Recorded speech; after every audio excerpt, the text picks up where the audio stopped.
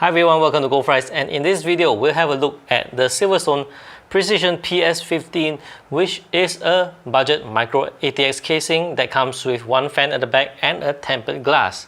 So let's have a look at this casing in greater detail right now.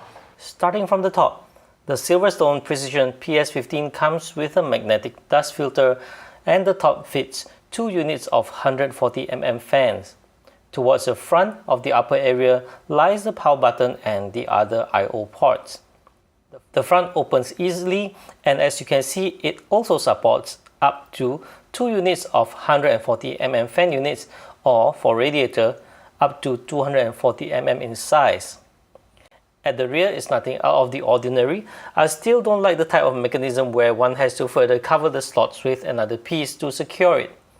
At the bottom, there's the opening for the power supply, and as with entry-level casings, I wish their feet were padded instead of just plastic.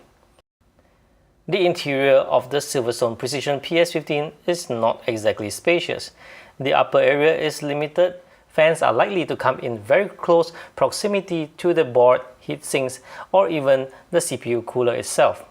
Towards the forward section, there's sufficient room for most cooling devices. As mentioned earlier, a 240mm radiator will fit it nicely. At the bottom, we have the non-removable 3.5-inch bay, of which I will elaborate a little bit later. Now on the other side of the motherboard tray, it's good to see there's a huge cutout to cater for cooler backplate.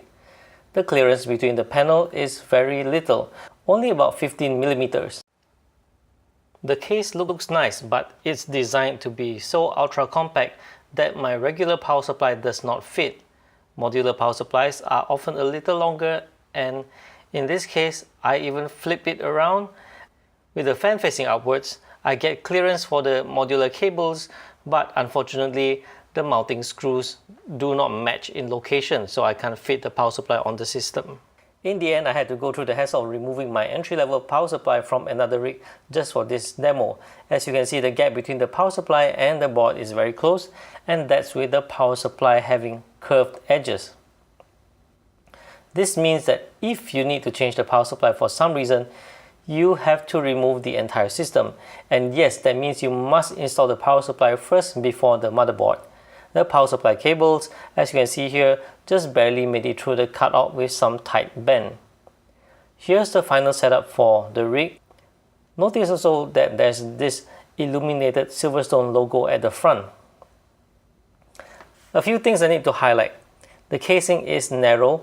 The CPU cooler here, which is the Deepcool GAMX GT, is still too tall. I'm unable to secure the tempered glass panel with the cooler on this system. This setup is purely for display purpose only.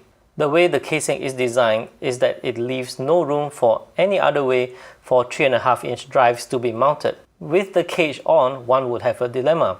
With compact space, you want cables to be minimal.